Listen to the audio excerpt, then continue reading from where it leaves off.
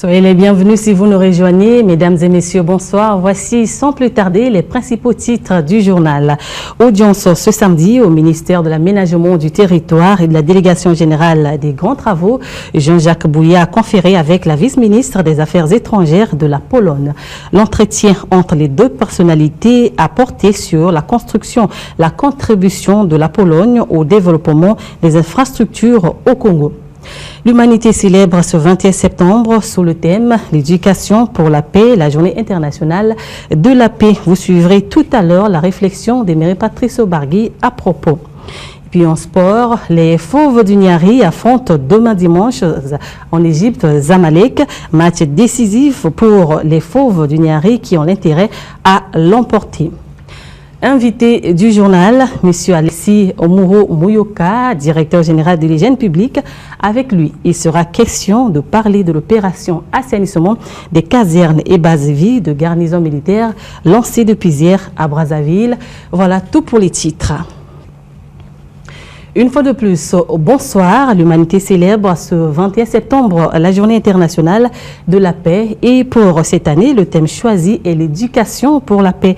Un thème instructif qui a suscité la réflexion d'Emery Patrice Obargui. Suivez.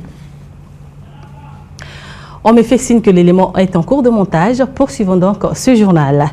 La campagne relative aux inscriptions au concours d'entrée dans les différents établissements de l'université Marien-Ngouabi a été lancée depuis plus d'une semaine. Seul bémol, au niveau de la scolarité centrale, les candidats éprouvent quelques difficultés pour s'inscrire. Et cette situation n'a pas laissé indifférente la rédaction de MNTV. Voici à propos le reportage de Léonce Kamba.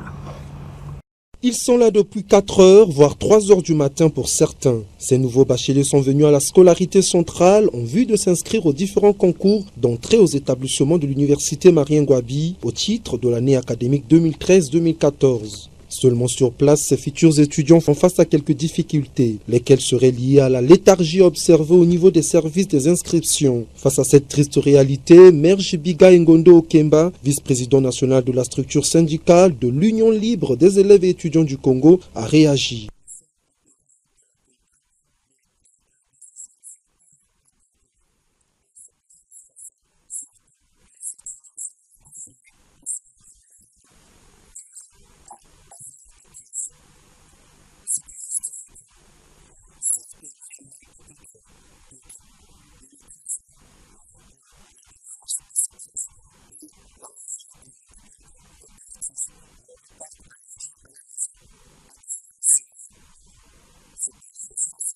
Pour pallier cette situation, le vice-président national de l'ULECO propose quelques pistes de solutions.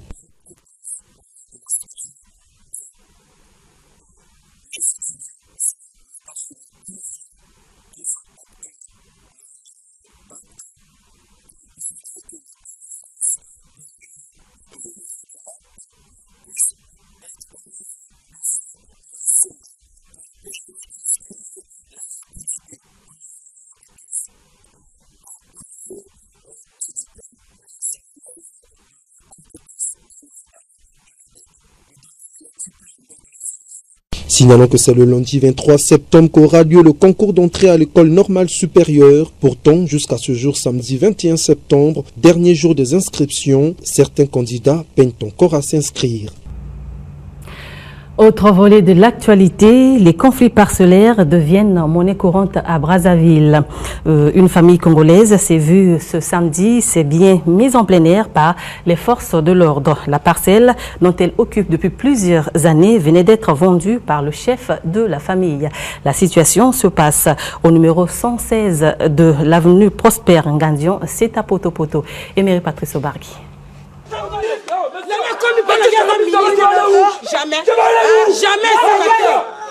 L'atmosphère qui a prévalu ce jour au numéro 116 de l'avenue Prosper Gandion n'est autre que l'expression d'une désolation d'une famille qui se dit victime d'une trahison par son chef, autrement dit le père, époux de cette plaignante, avec qui ils ont 10 enfants en vie, s'il vous plaît. Qu'est-ce qui se passe? On est arrivé à cette situation hier même. Ce qui s'est passé hier, ils m'ont amené un document avec les 2 huissiers de justice. Que madame, vous êtes obligée de libérer ici demain. J'ai appelé mon avocat. L'avocat est venu. L'avocat a dit attendez un peu. Attendez que je puisse d'abord, si vous pouvez la donner une semaine, attendez d'abord. Mais hier, bon, bango ba huissier de justice comme Bakekuna. Mais quand ils sont allés là-bas, je ne sais pas. Je ne sais pas quand ils sont allés là-bas, papa, comment ils se sont concentrés avec le ministre et le huissier de justice. Je ne sais pas qu'est-ce qu'ils ont rencontré là-bas. Bon, tout de suite là, on voit à 10h là, et tout peut venir nous déménager. Ils sont arrivés directement, ils sont passés droit dans la maison. Non, moi j'ai procédé parce que comme on était bien avec mon mari, on s'était attendu, comme on avait déjà, à ce temps-là, on avait déjà 6 gosses. Lui, quand il avait fait le premier papier de plan de délimitation à son nom, 2 fois même, c'est moi qui même dit, allez pas le faire à son nom, pour qu'il ait le courage de construire. Bon, on a dit pour construire, il faut faire le permis occupé provisoire. Il faut venir à la mairie pour que vous preniez le permis provisoire. Et il est parti là-bas, il a pris encore le 2e permis provisoire à son nom. Ce premier permis. On a évolué avec ce permis jusqu'à le temps de la guerre. Depuis 1985, nous sommes allés à la guerre. À notre retour, nous avons continué les travaux qui sont même inachevés. Voilà. Maintenant, qu'est-ce que je vais dire? Pourquoi alors faire ainsi? Pourtant, le couple vivait en union depuis 1973. Autre constat dans ce journal, un phénomène devient de plus en plus récurrent à Brazzaville, celui de la divagation des chiens. Il n'est pas rare de les voir déambuler dans la plupart des rues de Brazzaville. Cependant, l'on redoute les dangers que cela peut endurer. Voyons cela avec Yves le Pape. Au départ, l'homme est animé par l'envie d'acquérir un chien pour garder la parcelle, soit être un guide à la chasse. Or, de nos jours, il suffit de sillonner les ruelles et les grandes artères de la capitale. Vous allez observer la présence de plusieurs chiens abandonnés, incontrôlés et qui errent dans les différentes voiries à la quête de la nourriture. L'on se demande si ces chiens squelettiques qui ont perdu du poids sont vaccinés ou bien s'ils sont suivis médicalement au niveau des services vétérinaires. Sinon, ils peuvent constituer un danger permanent pour l'homme. Est-ce que leurs propriétaires respectent-ils les normes sanitaires afin d'éviter les conflits avec les voisins du quartier? Signalons que peu de propriétaires de ces chiens appliquent à la lettre cette logique à l'image des Européens, des Américains et autres, j'en passe. Il est donc impérieux que chaque citoyen qui a pris l'option d'héberger un chien doit prendre les dispositions nécessaires. Une opération de désinfection et de désinfectation des casernes et bases-vie de la garnison militaire de Brazzaville vient d'être lancée depuis hier. Cette opération, qui s'étend sur 9 jours, vise entre autres objectifs la réduction du risque sanitaire des populations. Nuvetoba.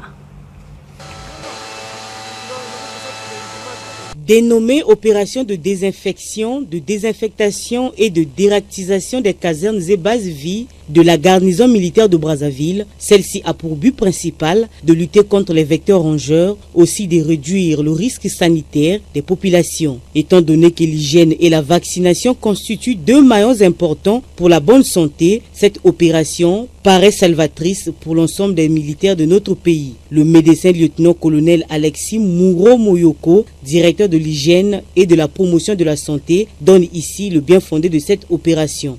Nous allons également renforcer la collaboration intersectorielle avec les municipalités pour mettre là aussi en place des comités d'hygiène qui permettront que nos agents puissent là aussi faire une descente sur le terrain pour suivre la même logique. L'objectif de cette opération, c'est de réduire le risque sanitaire lié à la présence des vecteurs. Ce risque sanitaire que représente la transmission de maladies ou même, je vous ai dit, le risque d'accident provoqué par la présence des vecteurs qui peut déclencher une situation d'urgence médicale. Cette opération qui vise à renforcer la collaboration avec les communautés devra s'étendre dans toutes les casernes et bases-vie militaires sur l'ensemble du territoire national. La première étape de cette opération a concerné le poste de commandement de la zone militaire de défense numéro 9. Invité du journal, M. Alexis Mouro-Moyoka, il est le directeur général de l'hygiène publique. M. Alexis, bonsoir. Bonsoir. Alors, vous venez de suivre le reportage de notre consoeur sur l'opération que vous venez de lancer depuis hier au Brazzaville. Alors, nous avons la chance de vous avoir sur ce plateau, vous en tant que directeur général de l'hygiène. Et Monsieur Alexis, concrètement, explicitement, qu'est-ce que vous visez en lançant cette opération? Merci de nous offrir l'occasion de communiquer sur les activités du département de la santé et précisément les activités de prévention. Nous avons effectivement lancé depuis hier l'opération de désinfection, de désinsectisation et de dératisation de toutes les casernes et bases vie de la garnison de Brazzaville. À la demande des autorités militaires de notre pays, notre département a été sollicité pour apporter un appui technique dans les activités d'hygiène en vue d'améliorer les conditions de vie des militaires et de leurs familles. Cette demande des autorités militaires a reçu notre approbation, d'autant plus que Monsieur le ministre de la Santé et de la Population, dans la feuille de route qui nous a été transmise, a mis l'accent sur les activités de prévention. Et vous savez qu'en matière de santé publique, l'hygiène publique et la vaccination constituent les deux pôles de la prévention. Cette opération a pour objectif de réduire le risque sanitaire lié aux vecteurs de maladies. Ces vecteurs que nous venons d'indiquer peuvent non seulement transmettre les maladies, mais également provoquer des accidents qui sont préjudiciables à la santé humaine. Et à ce titre, nous estimons que dans le cadre de la prévention, il faut intensifier ces opérations de lutte antivectorielle. Cette intervention préfigure d'une intervention sur laquelle Monsieur le ministre de la Santé et de la Population a eu à nous instruire, celle des opérations périodiques de lutte antivectorielle, aussi bien dans nos villes que dans les campagnes. J'ai retenu une chose dans votre réponse. Vous avez dit que cette opération est effective à la demande des autorités militaires. Alors, sans cette demande, vous-même, vous n'avez pas, vous pouvez pas avoir l'initiative d'organiser les opérations de ce genre. Vous-même, en tant que service d'hygiène, vous ne pouvez pas initier une telle opération. Il faut qu'on vous appelle. Ce n'est pas du tout le cas. En tant que service d'hygiène publique et de la promotion de la santé, nous avons la responsabilité de concevoir la politique nationale en matière d'hygiène. Et cette politique, elle est soumise à la nécessité d'une collaboration intersectorielle. Nous pouvons avoir, certes, nos ambitions, mais nous devons intégrer les secteurs connexes qui peuvent nous accompagner dans cette mission. Dans le cas de ce qui concerne les casernes militaires et les bases vie, vous imaginez naturellement que nous devons collaborer avec les autorités militaires. Mais pour ce qui concerne le reste de la ville, nous avons l'intention de remettre en place dans les jours qui viennent les comités d'hygiène dans les quartiers. Naturellement, nous devons collaborer avec les municipalités. Ce sont les municipalités qui vont nous aider à travers la délimitation de nos quartiers, des zones et des blocs à mettre en place ces comités d'hygiène tels que nous sommes en train de l'expérimenter à une échelle limitée au niveau des casernes et bases vie. Nous avons cette politique et je venais de vous dire que Monsieur le ministre de la Santé et de la Population a eu à nous instruire directement de cette question sensible, celle de la lutte antivectorielle qui constitue un moyen efficace dans la prévention. Nous osons espérer que vos propos seront matérialisés sur le terrain parce que nous savons que l'hygiène au Congo se pose avec beaucoup d'acuité, monsieur le directeur. nous y attelons naturellement, que ce soit l'hygiène du milieu, que ce soit l'hygiène alimentaire. Et je profite de votre antenne pour vous indiquer que vous serez certainement invité à la rencontre que nous allons projeter très prochainement avec l'ensemble des boulangers de Brazzaville. Parce que nous avons remarqué que dans le transport et l'exposition à la vente du pain, qui est une denrée alimentaire de très grande consommation, aucune condition d'hygiène n'est respectée. Vous voyez ces motocyclettes qui transportent le pain, qui tombent par terre, qui est ramassé, qui est remis. Et nous allons donc très prochainement mettre en circulation des équipements plus hygiéniques en matière de transport et de distribution du pain. Et ces équipements seront rendus obligatoires pour améliorer l'hygiène alimentaire. Donc, il y a certaines initiatives. Ce que je peux vous dire à travers cette opportunité que vous m'offrez, c'est de vous dire que l'hygiène publique est de retour. Cette hygiène est de retour. Nous sommes en train de prendre toutes les mesures nécessaires sous l'autorité de Monsieur le ministre de la Santé et de la Population pour faire en sorte que la visibilité de l'action de l'hygiène publique et de la promotion de la santé soit en mesure de rassurer les populations. Espérons que ce ne sont pas de simples mots, mais ce que vous dites sera concrétisé sur le terrain. C'est concrétisé sur le terrain, comme vous l'avez constaté, à travers cette opération souhaitée par les autorités militaires et qui touche naturellement le domaine militaire, mais qui va s'étendre à l'ensemble de la ville et au reste du pays. D'ores et déjà, pour ce qui concerne les casernes, nous avons reçu une correspondance du chef d'état-major général des forces armées congolaises pour faire en sorte que cette opération puisse s'étendre aux autres garnisons du Congo. Là, c'était la question qui allait revenir. Alors, monsieur, on tend vers, peut-être votre intervention tend vers la fin. Un petit mot? Le mot revient à dire que l'hygiène publique est de retour. Sous l'autorité de monsieur le ministre de la Santé et de la Population, nous avons reçu le soutien nécessaire pour faire en sorte que les activités d'hygiène et plus généralement les activités de prévention soient une préoccupation majeure, parce qu'en matière de santé, vous savez que l'adage le dit, il vaut mieux prévenir que guérir, et la direction de l'hygiène publique et de la promotion de la santé peut être dénommée dans certains pays, c'est d'ailleurs le cas, la direction de la prévention. Donc nous allons veiller à toutes les mesures qui permettent d'assurer la prévention contre les maladies, parce qu'il vaut mieux prévenir que guérir. Voilà, l'hygiène publique est de retour. Ce sont là les mots du directeur général de l'hygiène publique qui était notre invité dans ce journal. Merci d'être passé, monsieur. C'est moi qui vous remercie.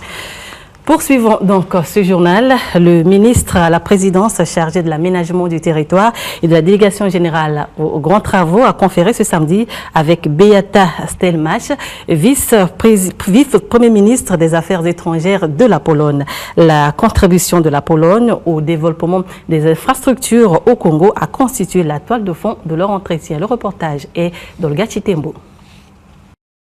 À la tête d'une délégation, la vice-ministre des Affaires étrangères de la Pologne est venue apporter son expertise afin de contribuer à la modernisation du Congo. Madame Beata Stelmach, à sa sortie d'audience. Il est à la veille de prendre des décisions substantielles en matière de modernisation du pays pour faire des réformes infrastructurelles. Et la Pologne vient de connaître la même période il y a peu. Aujourd'hui, après les transformations qu'elle a connues, elle est un pays moderne et elle est prête à partager ses expériences avec vous, parce qu'en Pologne, nous avons pu attirer beaucoup d'investisseurs étrangers et qui ont contribué donc à l'essor de notre pays également. Au Congo, il y aura les Jeux olympiques africains. Il se fait que l'année dernière en Pologne, il y a eu des championnats d'Europe de football, Euro 2012, et à cette occasion, la Pologne a fait d'importants projets d'infrastructures qui ont contribué au développement de l'ensemble du pays. Prête à partager avec le Congo nos expériences, à entreprendre une coopération ensemble avec des entreprises congolaises qui donc pourront faire de tels projets ici sur place. Są gotowe podjąć się podobnych projektów, które będą realizowane w Kongo.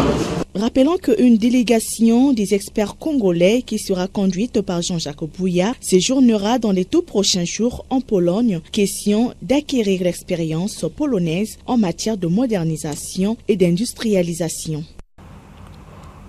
Les journées culturelles des regroupements de l'église missionnaire La Grâce ont débuté hier et prennent fin demain dimanche. Cette troisième édition met l'accent sur l'encadrement, l'orientation et le soutien des enfants à la culture. Olivier Bayanga. Cette troisième édition des journées culturelles des regroupements des enfants est un moment de joie, d'ambiance, d'amour et d'amitié où ces progénitures font valoir leurs talents. Le psaume 133 verset 1 nous édifie aussi sur la question car il est agréable et doux pour les enfants de Dieu de demeurer ensemble. Pendant 3 jours, plusieurs groupes venus de différentes écodymes et corps de dimanche vont tour à tour exhiber leur pas de danse accompagnés par des chorales et animations respectives. C'est le cas des Colombes de Talangaï, les Tambourins juniors de l'Armée du Salut, l'Église évangélique du Congo, l'ADP Potopoto, Feu de Rabin-Philo, pour ne citer que cela, la sœur Esther Boé de l'Église missionnaire La Grâce à l'ouverture de ces journées. Aimons-nous les uns et les autres, car l'amour apporte la joie, peu importe les différentes religions de vie sociale, d'arrondissement et d'autres. Nous avons tous un dénominateur qui est Jésus-Christ d'une part et le Congo d'un autre. Retenez que le Congo de demain, c'est nous. L'église de demain, c'est nous. Elle a appelé aussi à la protection de la jeunesse. L'enfant est un bien précieux pour la famille, l'église et pour le pays. C'est un bâton de soutenance pour ta vieillesse. Protégez-les, orientez-les, enseignez-les pour l'assurance de votre retraite. Et si le destin de l'homme dépend de Dieu son Créateur, mais l'instruction dépend des hommes, car Dieu utilise toujours les hommes. Rappelons que l'écodyme est une grande retrouvaille d'amour, de solidarité entre le nord, sud, est et ouest du Congo. Sport, pour terminer, les Léopards de Dolisie affrontent demain dimanche Zamalek de l'Égypte. Match comptant pour les demi-finales de la Champions League africaine. Un match décisif pour les Fauves du Niari qui ont intérêt à l'emporter. Staline Nguima a suppléé sur les chances de l'équipe congolaise. Suivant son reportage rendu ici par Alliance Combat. Partis du sol congolais le vendredi, les Arceaux Léopards sont en Égypte pour jouer le match décisif qui va les qualifier en demi-finale de la Ligue des Champions. Ils croisent le fer contre Zamalek de la localité. Les Fauves du Niari sont les outsiders du groupe A, ce qui est une première pour le Congo. Dans ce groupe sont logés les mastodontes d'Afrique comme Orlando Pirates, Al Ahly et Zamalek. À cette étape de la compétition, les Congolais n'ont plus droit à l'erreur comme celle commise face à Al Ahly le 31 août dernier en Égypte toujours. Avec ces 7 points, les Arceaux Léopards occupent la 3e place du classement derrière Orlando Pirates et Al Ahly. L'équipe congolaise a ainsi le devoir de remporter cette rencontre pour être qualifiée en demi-finale, chose qui n'est pas impossible. À leur départ, aucune défaillance a été signalée, pas de malades ni de blessés. Même, j'ai réuni les joueurs pour leur dire que nous jouons dimanche comme une finale. Allons en Égypte, pas pour aller chercher un nul. Cette fois avec la volonté d'aller jouer comme si nous étions à Denis Sassou Nguesso. Nous irons en Égypte dans la seule ambition de gagner en Égypte. En tout cas, là est mon ambition et notre devoir d'ailleurs. Un véritable commando. Oui, c'est le cas de le dire. On doit jouer le va-tout, c'est vaincre ou mourir. Cependant, les Congolais peuvent se réjouir du retour de Bebendei, attaquant vedette et capitaine de AC Léopard. Ce qui est plus rassurant, c'est que l'équipe congolaise s'est bien préparée pour cette rencontre face à Zamalek. Une victoire ne serait donc pas surprenante puisqu'on sait que les Fauves du Niari se débattent bien en extérieur. Ils savent voyager. C'était le journal et c'est la fin. Merci de votre aimable attention. Je vous retrouve demain. Au revoir.